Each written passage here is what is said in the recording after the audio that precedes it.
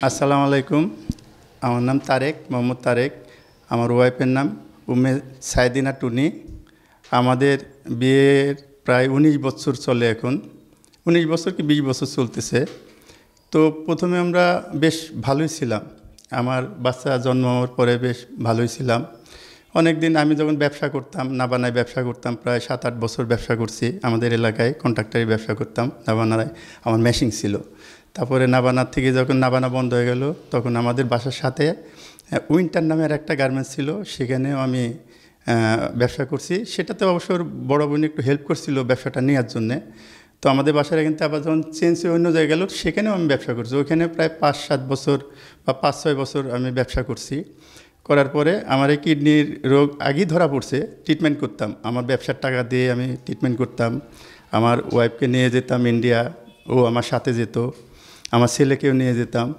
তো আমার প্রায় ৮ থেকে ৯ বছর পর্যন্ত আমি ট্রিটমেন্ট করছি চেন্নাই মাদ্রাসে আর কি, যেটা সিএমসি। ওখানে ট্রিটমেন্ট করছি। তখন আমার ব্যবসা ছিল, ভালোই ছিল, চলছিলাম। পরে হঠাৎ ওখান থেকে বলে দিল যে কিডনি চেঞ্জ করা লাগবে। এর আগে কিন্তু আমি এর ভিতরে আমার দোতলাটা ওকে আমি পুরাটা আমি দান করি আর কি। আমার পুরা ফ্লোরটা, যেটার দাম এখন বর্তমানে ৬০ লাখ টাকার মতো দাম আছে, ওকে আমি দান করি। তারপর যখন কিডনির প্রয়োজন হয়, তখন ও বলে, ওর কাছ থেকেই চেয়েছি। ও বলছে আচ্ছা ঠিক আছে, তুমি বাড়িটা আমাকে লিখে দাও, আমি অবশ্যই তোমাকে কিডনি দেবো। তো সে দিছে, সে কথা রাখছে, আমিও কথা রাখছি। তারপরে অপারেশনের পর থেকে ও পুরা চেঞ্জ মানে এখন টোটাল আমি সব ওর এই পরকীয়া গেলে আমি সব বলতেছি না। লাস্টে যেটা আমার সাথে দ্বন্দ্ব হয়েছে সেটাই আমি কমপ্লিটলি বলতে চাচ্ছি। কারণ এরপরে এই আমার অপারেশনের পরে সে ৩টা পরকীয়া হাতে নাতে আমার ধরা পড়ছে আমার সাথে। কিন্তু ওর একটা স্বভাব কি, যে পরকীয়া করতেছে, মেয়েরা ধরা পড়লে স্বামীর কাছে মাপ চাবে অথবা সরি বলবে, দুঃখিত বলবে। ওর ভিতরে সরি বা দুঃখিত এই ধরনের কোনো কিচ্ছু নাই। মানে ও লজ্জাই পায় না, এই বিষয়টা কোনো লজ্জারই না। সে মনে করে এটা আমার অধিকার, পরকীয়া করা তার অধিকার। তো পরকীয়া গেলে আমাদের এলাকায় হয়েছে, এলাকাতে আছে, এবং ডিটেলস আমি জানাতে পারি কবে কী হয়েছে, কেমনে হয়েছে, তার কাছ থেকে শুনছি, আমিও দেখছি। তো যাই হোক, লাস্টের টাইম বলি। লাস্টে হয়েছে আমার এক ভাড়াটিয়া আমার বাসায় ৩ বছর ধরে থাকে। ৩ বছর ৩.৫ বছর ধরে। নাম হচ্ছে রাজীব। রিজবি গার্মেন্টসে চাকরি করে আমার বাসার সাথেই। তার একটা ছোট বাচ্চা আছে, ছেলে বাচ্চা, তাকে আমি খুব আদর করি। তো তার বউকে এরা দুইজনে মিলে পরকীয়া যখন শুরু করছে, পরকীয়া করছে আজকে ১ বছর ধরে। মানে যখন নাকি ধরা পড়ছে তার ১ বছর আগের থেকে সে পরকীয়া করে, সে আমাকে বলছে এবং জিজ্ঞেস করার পরে। তো ১ বছর পরের থেকে সে তার ওয়াইফকে ৩ মাস করে বাড়িতে রাখে। আসলে ১৫ দিন ২০ দিন, হাইয়েস্ট ১ মাস রাখে। তারপরে আবারও পাঠিয়ে দেয় তার ওয়াইফকে দেশে। এমন করি নিচতলায় ছিল, পরে যখন ৩ তলা করলাম, ৩ তলা আসলো। ৩ তলায় এসে তখন থাকতো। তো একদিন কি আমি আমার বাচ্চা আর আমার ওয়াইফ এক বিছনায় শুয়ে আছি। এটা প্রায় এখন থেকে ৪-৫ মাস আগে। তো সেটিং সবসময় সেটিং করে। তা আমি বলছি সেটিং কার সাথে করছো? কয় তুমি করতে পারো না? ডাইরেক্ট তুমি করতে পারো না? আমার মনটা তখন থেকে এতই খারাপ যে ওকে আমি কিছুই আর বলতে পারি না। কারণ এর আগেও আরও 2টা আমি ধরছি পরকীয়া, সে তো সরি বলে না। আর এখন এমন পর্যায়ে গেছে, সে আমাকে ডাইরেক্ট বলছে তুমি করতে পারো না। তারপরের থেকে আমার মনটা খুবই খারাপ ছিল। ১-২ মাস, ২ মাস ২ মাস পরে ২ মাস পরেই হবে। ২ মাস তো সে আমাকে ওর খালার দোকানে বলছে তোমাকে এটা চাকরি দিলাম, তুমি করো। ৪,০০০ টাকা বেতনে আমি ৩টায় যেতাম, রাত 10টায় আসতাম। এর আগে আমি কলমায় কোনো দিনও চাকরি করি না, আমি ব্যবসা করছি, সবাই জানি ব্যবসায়ী। তো ওর জন্য আমি করতে গেলাম, আর ওই সুযোগটা ও করে নিছে যে আমি গেলে তো ওর জন্য আরও ভালো সুযোগ হবে। তো এটা আমার ভাড়াটিয়ারা দেখতো, একজন বাসায় ছিল, তার একটা ছোট বাচ্চা ছিল, মেয়েটা ঠিক ৩ তলাতেই, ছেলেটা থাকতো ৩ তলায়, আর ওই মেয়েটাও থাকতো ৩ তলায়, ভাড়াটিয়া, দুজনেই ভাড়াটিয়া। তো আমার ওয়াইফ যেত ৩ তলায় ওই মেয়েটা ওদেরকে আমার ওয়াইফকে দেখতো যে তার রুমে ঢুকতো একটা। ওই মেয়েটাও ৩ তলায় থাকতো, এবং ওই রাজীব যে পরকীয়া করতো আমার ওয়াইফের সাথে, সেও ৩ তলায় থাকতো। মাঝখানে কোনো দুটারই মেন গেট নাই, এই জন্যে তার রুমের থেকে সে চুরি করে দেখতে পারতো। আমার ওয়াইফ এসে তার রুমটা আগে চেক করতো যে কেউ তাকিয়ে আছে কিনা। আমি যখন 3টায় বেরিয়ে যেতাম, তখন ওই রাজীব আসতো 3:30-4টার দিকে। লাঞ্চ করতে আসতো না, সে একটু উপর পদে চাকরি করতো, তো এইগুলো সুযোগগুলো পেত। তো প্রতিদিনই আসতো। এসে তখন ওই ঘরের ভিতর ঢুকতো, ঘরের ভিতর ঢুকে দরজা আটকায় দিত। এই মেয়েটা প্রতিদিনই দেখতো, কিন্তু আমাকে কখনোই ভয়ে পড়ে নাই, কারণ ওর বোন যে ডেঞ্জারাস, আর ওর বোনের লজ্জা নাই, আমার ওয়াইফেরও তো লজ্জা নাই, তো আমাকে কখনোই বলে নাই। তো আমি একদিন রাত 10টার সময় আমি টিভি দেখতেছি, হঠাৎ দেখি আমার ও নাই। তেমন সময় পার্লারে গেছে, পার্লারে নিচে যায় দেখছি নাই, ছাদে গেছি নাই, দোতলা আবার গেছি নাই। পরে আমার সন্দেহ হয়েছে যে ওর সাথে তো মাঝে মধ্যে কথা বলে, এইসব নিয়ে সন্দেহ হলো। পরে রুমটা ভিড়ানো, আমি ধাক্কা দিয়ে ঢুকে এই আমার চোখে যে কী দৃশ্য দেখলাম, যে কেউ দেখলে, যে কোনো স্বামী বা যে কোনো পুরুষ যদি দেখে তার ওয়াইফ অন্য কারোর সাথে শুয়ে আছে, তখন আপনাদের কেমন মনে হবে, সেটা আপনাদের কাছে আমার প্রশ্ন রইল যে তখন আমার কি করা উচিত। তারপরেও আমি আমার রাগ কন্ট্রোল করার পরেও আমি 2-3টা থাপড় দিছি। থাপড় দেওয়ার পরে ওকে যখন ধরতে গেছি ও পালাইছে, ওই ছেলেটা তখন পালানোর পরে তারপরে ওকে নিয়ে আসার পরে আমার ছেলে কিছুই বুঝে না, ও নিচে ওর মতো কম্পিউটার খেলছে, মানে ওকে যে, আর ভাড়াটিয়ারা 3তলার ভাড়াটিয়ারা সব জমে গিয়ে যে মেয়েটা নাকি এতদিন দেখছে, সে ঠিকই নিচে গিয়ে বলা শুরু করছে যে এতদিনে ধরা খেয়েছে রে। তার মনের ভিতরে এত ক্ষোভ ছিল, কারণ বলতে পারে নাই কারো, মেয়েদের ভিতরে এত থাকে। তো পরের দিন আমি ওই মেয়েটাকে, যাই হোক, আমি দোতলায় যখন গেলাম আমার বাসায়, আমার রুমে গেলাম, তখন আমার ছেলে কিছুই বোঝে না, যাই দেখছি যে ও কম্পিউটারে খেলতেছে।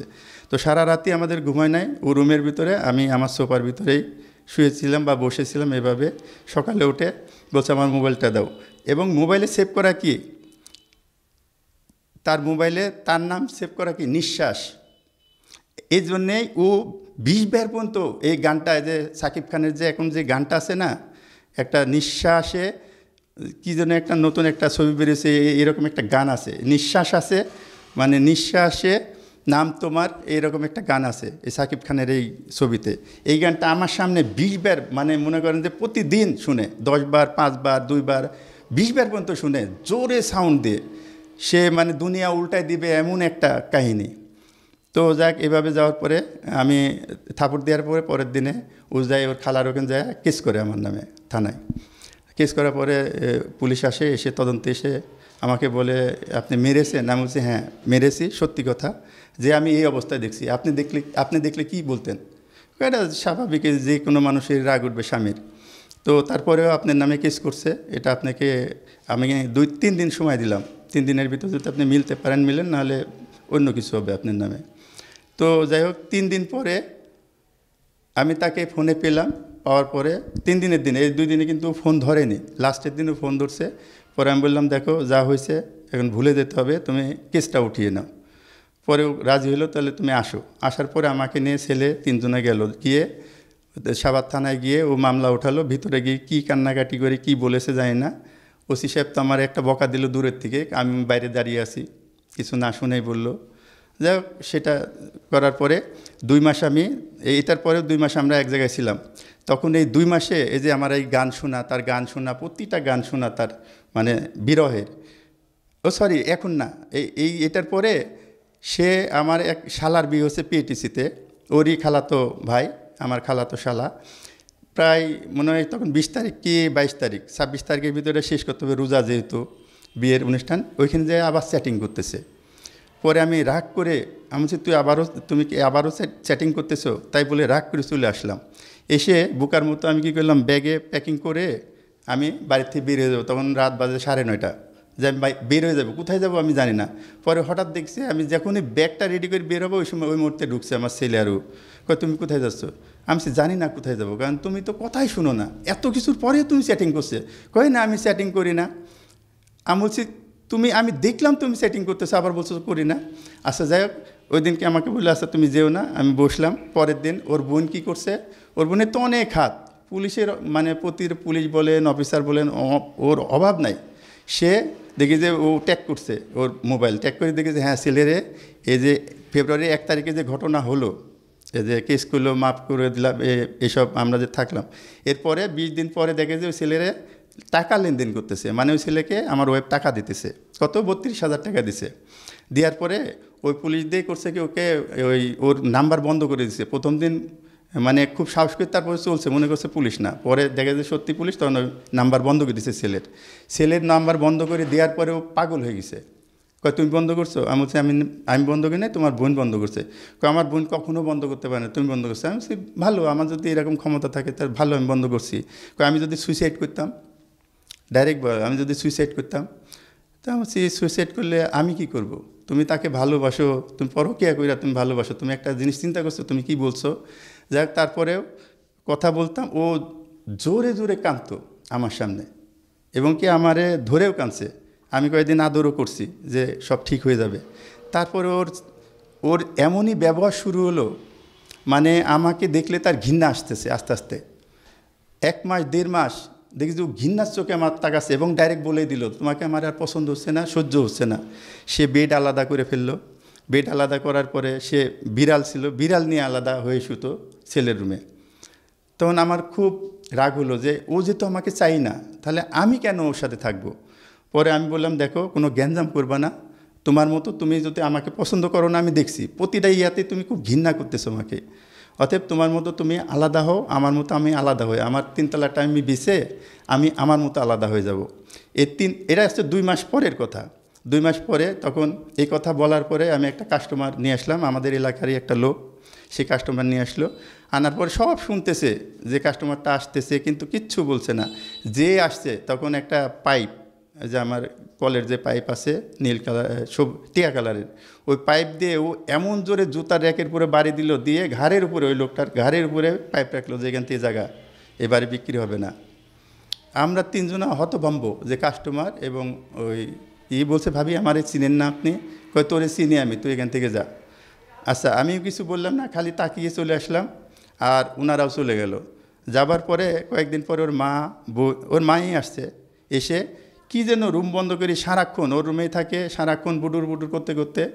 তখন আমি ওর মাকে ডাক দিলাম, ডাক দিয়ে আমি বলছি দেখেন আপনার মেয়ের এতই ব্যবহার খারাপ হয়েছে যে আমাকে দেখতে পাচ্ছে না, তো ওকে প্লিজ আপনি 1 মাসের জন্য নিয়ে যান, নিয়ে আপনি কাউন্সিলিং করান, কাউন্সিলিং করলে দেখবেন অনেক ভালো হবে।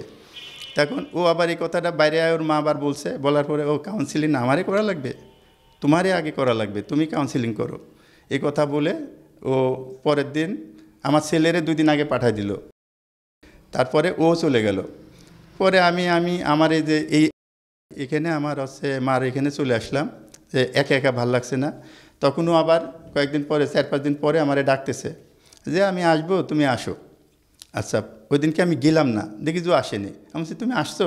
কয়েকদিন আমি আসি না, আজকে এক জায়গায় গেছিলাম, এই জন্য আসিনি। আচ্ছা, পরের দিন ওকে এই তো সকালবেলা চলে আসবো, তো আমি গেছি, যে বাস আমার বাসায় আমি আসি। 2 দিন 3 দিনও আমাকে বললো আসবো, কিন্তু আসে না। 3 দিনের দিন মনে হয়, 3 দিনের দিন দেখি যে সন্ধ্যার সময় এরকম পুলিশ টোকা দিছে, দরজা খুলছি, বলছে আপনি তারেক সাহেব এবারে মালিক? আমি বলছি জি। কয় আপনার নামে যৌতুকের মামলা আছে। হ্যাঁ, যৌতুকের মামলা? জি, চলেন, এই যে 10 লাখ টাকা যৌতুকের মামলা আছে, আপনাকে যেতে হবে থানায়। তারপরে স্বাভাবিক আমার ওষুধ নিলাম, ফাইলটা নিলাম, নিয়ে আমার চশমা মোবাইল টোবাইল সব তো বাধ্য হয়ে আমি রেখে গেলাম। ভাড়াটিয়ার কাছে আমার মোবাইল আর চাবি রেখে গেছি, কারণ চাবিটা তো বাইরে রাখতে হবে। পরে থানায় নিয়ে গেল, থানার থেকে কোর্টের থেকে দেখি আমাকে জেলে দিল। জেলে এখন আমি কিডনি রোগী। আমি ওখানে যাই দেখলাম যে আমাকে ওষুধ টষুধ কিচ্ছু দিচ্ছে না ওরা। তো ওদের প্ল্যান ছিল এটা, যে আমাকে জেলে দিয়ে মেরে ফেলবে, কারণ ওষুধ না দিলে অটোমেটিক কিডনি রোগী ক্রিয়েটিন বেড়ে মারা যাবে। এটা হচ্ছে স্বাভাবিক, সবাই যারা কিডনি রোগী তারাও জানে, যারা কিডনি রোগী না তারাও জানে। কিডনি তো সে দিছে, এটা সত্যি কথা, কিন্তু আমি তাকে কিন্তু তার আগে বাড়ি দিছি তাকে। তো যাই হোক, তাকে আমি সবসময় আমার অটোওয়ালার সাথে যখন বলি, তখনও আমি তাকে বলি অটোওয়ালাকে যে আমার ওয়াইফ আমার কিডনি দিচ্ছে, জানো। এমন গর্ব, শুধু অটোওয়ালা না, আমি প্রত্যেকটা লোককে বলি আমার ওয়াইফ আমার কিডনি দিছে, আমি বাড়ি দিছি, এসব কথা কাউকেই বলি না, ওরাও বলে না, আমিও বলি না। তো খুশি হয়, ও থাকলেও বলি, ও না থাকলেও আমি সবসময় লোককে বলি, এই গর্ব আমি করতাম। কিন্তু সে আমাকে এই যে রাগে, যেহেতু সে তার বোনকে বলছে, তার বোনকে যেটা বলবে সে, আর ওর বোন ওইটা কার্যকর করবে। যে বোন তখন বলছে যে হয়তো ওকে আমি আর চাই না, ও যদি মারাও যায় বাড়ির তো সে পুরাটা ভোগ করবে, ছেলের হয়ে যাবে তখন পুরাটাই সে ভোগ করবে। এটাই ওদের ছিল, মেন টার্গেট ছিল এইটাই, যে আমাকে জেলে নিয়ে এমন করে মারবে যে কেউ তো এটা জেলে মরলে ওদের কী, কারণ ওষুধ তারা ছাড়া আমার কে দিবে। আমার মাকে বহুত আগে বের করে গোডাউনে, আমি যেদিকে গোডাউনে মা শুয়ে আছে, তাকে বলছি কোনো কথা বলে না, সে কে ফেলে আসছে। আমার শাশুড়ি, আমার জেঠাস আর আমার বউ তিনজনায় গিয়ে ফেলে আসছে। এবং তার খালাও ছিল। তার খালার একদিন বলছি, পরে খালা কি খারাপ ব্যাপার যে তুমি এখান থেকে যাও, তুমি আমার দোকানে শান্তিতে যাও। আমি খালি বিশ্বাস চেয়েছিলাম যে আমার মাটারে গোডাউনে ফেলে আসছেন, সে 5 বছর আগে। যাই হোক, সেসব করছে। আমি তো একা থাকি, আর ওকে আত্মীয় আছে, আর আমি এই বাড়িতে আমার একা করছে, একা করে এখন একা আমার এই বাড়িতে বের করে দিচ্ছে। বের করা মানে কি, ও জেলে দিছে। তারপরে 40 দিন আমি জেলে থাকলাম। 40 দিন জেলে থাকার পরে কুরবানির ঈদ হয়েছে 7 তারিখে, আমি জামিন পেয়েছি 4 তারিখ।